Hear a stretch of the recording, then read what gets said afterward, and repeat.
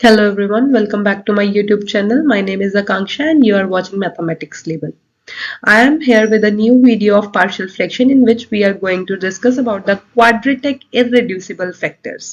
हमने जब first video देखी थी पार्शियल फ्रैक्शन की तो उसमें हमने क्या देखा था that we have three different types जिसमें हमारे पास पहले नंबर पे आते हैं लीनियर फैक्टर्स, दूसरी नंबर पे हमारे पास क्या आते हैं कि हमारे पास रिपीटेड लीनियर फैक्टर्स होंगे, थर्ड नंबर ये केस है that is the irreducible factor यानी कि ऐसी इक्वेशन ऐसी क्वाड्रेटिक इक्वेशन जिसको हम फर्दर ऑन ब्रेकअप ना कर सके, उसको ब्रेकआउट ना कर सके.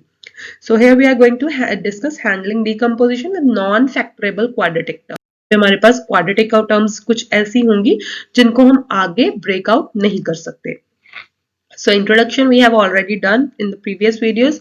Partial fraction is a decomposition जिसमें हम क्या करते हैं ब्रेक करते हैं अपने रैशनल फंक्शंस को ताकि हम उनको इजीली यूज कर सके. अभी आ गया क्वाड्रेटिक इररिड्यूसिबल फैक्टर्स कौन से होते हैं. क्वाड्रेटिक फैक्टर किसको बोलते हैं ax square plus bx plus c. इसको हम इररिड्यूसिबल कब बोलते हैं. देखो वर्ड कैसे बना है इररिड्यूसिबल. रिड्यूसिबल का मतलब वो जो रिड्यूस हो जाए, इररिड्यूसिबल जो नहीं रिड्यूस होता. So is irreducible if it can not be factored further over real numbers. हमारा लाइक मैंने एक्स स्क्वायर प्लस 1 है तो इसको मैं ऐसे तो लिख ही सकती हूँ x plus iota x minus iota, but I can't write it like in the real numbers. मैं इसको रियल नंबर्स में फैक्टराइज नहीं कर सकती. तो एग्जांपल ले ली एक्स स्क्वायर प्लस 1 की जो कि इररिड्यूसिबल है, but x square minus 4 can be factored. X square minus 4 को मैं क्या लिख सकती हूँ एक्स स्क्वायर माइनस 2 का square that is x plus 2 into what x minus 2. तो ये तो रियल नंबर पे फैक्टराइज हो रहा है that means it is reducible, but ये रियल नंबर पे नहीं रिड्यूसिबल हो रहा, ये कम्प्लेक्स पे रिड्यूसिबल है. तो what is this. This is a irreducible factor. So for irreducible quadratics हम क्या यूज करते हैं, जैसे वहां पे हम लेते थे ए बी अलग अलग. अगर हमारे पास डिस्टिंक्ट लीनियर फैक्टर्स होते थे, अगर हमारे पास रिपीटेड लीनियर फैक्टर्स होते थे तो पहले के ऊपर एक लीनियर फैक्टर लिखते थे ए ओवर में, देन क्या लिखते थे बी लिखते थे और उसका रिपीटेड फैक्टर लिखते थे, इसी तरह से सी आ जाता था. बट जब हमारे पास इररिड्यूसिबल क्वाड्रेटिक फैक्टर्स हो तो उसके न्यूमरेटर में हमारे पास क्या आएगा बेटे, अब ए एक्स प्लस बी पूरा का पूरा क्वाड्रेटिक फैक्टर के instead of a single constant. एक सिंगल कांस्टेंट हम यूज नहीं करेंगे, उसकी जगह पे complete A x plus B use करेंगे. ये हो गया हमारे पास step by step decomposition. Rules लिख दिए गए हैं, एक बार रीड आउट जरूर कर लीजिएगा. क्या है पहला स्टेप, फैक्टराइज द डिनोमिनेटर. अगर होता है तो, नहीं होता तो कोई बात नहीं, कर लेंगे आगे.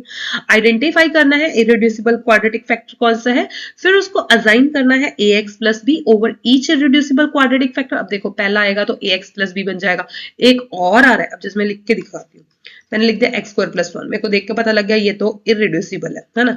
एक्स स्क्वायर प्लस 2 ये भी रियल्स के ऊपर क्या है इररिड्यूसिबल है, तो what I will write a x plus b divide by what x square plus 1 plus क्या आ जाएगा c x plus d divide में क्या आ जाएगा एक्स स्क्वायर प्लस 2. ठीक है, तो इसी तरह से चलते जाएंगे. अगले steps you all people know, cross multiply करना है, इक्वेट करना है कोफिशिएंट्स को जो भी लाइक टर्म्स की होंगी, और ये जो ए बी सी डी है इनकी वैल्यूज हमने फाइंड आउट करनी है. अब जैसे कि क्वेश्चन आ गया x square 3x square plus 5x plus 2. देखो मेरे को न्यूमरेटर से कुछ भी लेना देना नहीं है, मेरा काम किसके साथ है, ये डिनोमिनेटर के साथ.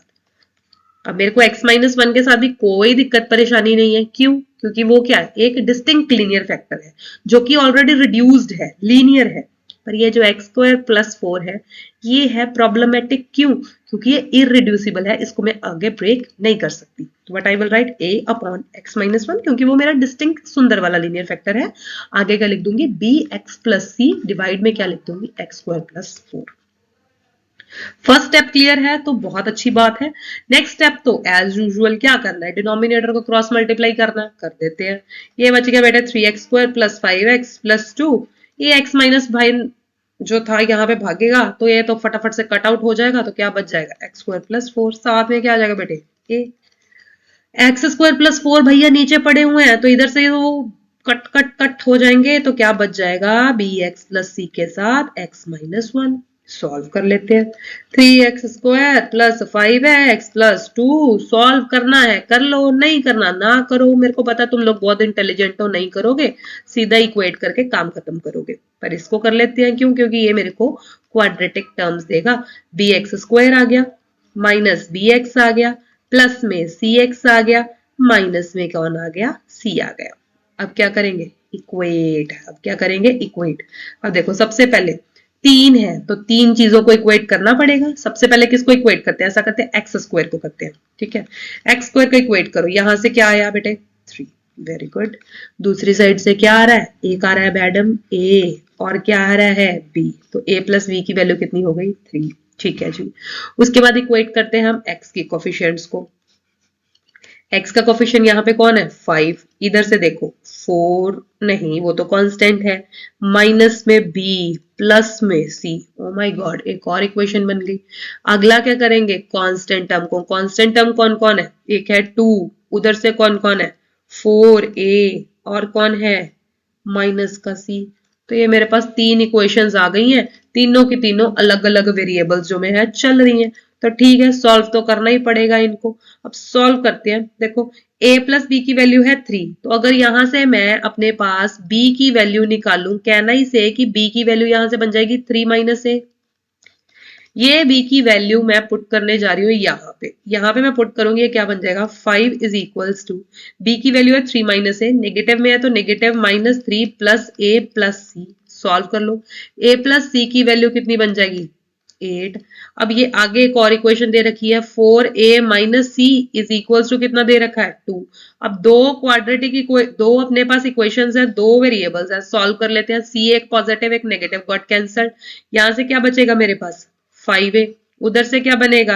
8 एंड 2 10। तो 5a की वैल्यू बन गई कितनी? 10। तो a की वैल्यू कितनी आ गई? 2। पहला काम हो गया खत्म, मतलब a भाई साहब आ गए। अब अगर a 2 है तो b कहता मेरी वैल्यू भी निकाल लो, तो b की वैल्यू कितनी आ गई यहाँ से? 1। अब अगर b 1 है, यहाँ पे 1 पुट करूंगी तो c की वैल्यू कितनी आ जाएगी? c की वैल्यू आ जाएगी मेरे पास 6। तीनों की तीनों वैल्यूज आ गई। एंड वाला स्टेप आप बहुत सियाने हो, यहाँ पे सब्स्टिट्यूट कर दोगे। a की, b की, c की करो। a की वैल्यू कितनी आई थी हमारे पास? 2। ये आ गया बेटे यहाँ पे 2। a की वैल्यू कितनी है हमारे पास? 2। ये गया 2। b की वैल्यू कितनी आई थी? 1। x का कोफिशिएंट आ गया 1। c की वैल्यू कितनी आई थी? 6। तो ये बन गया x प्लस 6। तो इस तरह से हमने एक बड़े ही खतरनाक से इररिड्यूसिबल फैक्टर को ब्रेक कर दिया, किसमें? पार्शियल फ्रैक्शन में। So with this we are done with this topic also. I hope this will be very useful for you all. तो आप लोग इसकी प्रैक्टिस करो। अगर फिर भी आप लोगों को दिक्कत आती है, let me know about that, हम दोबारा से वीडियो बना लेंगे। So thank you so much. Thanks for watching. Keep subscribing. Keep liking. Thank you so much.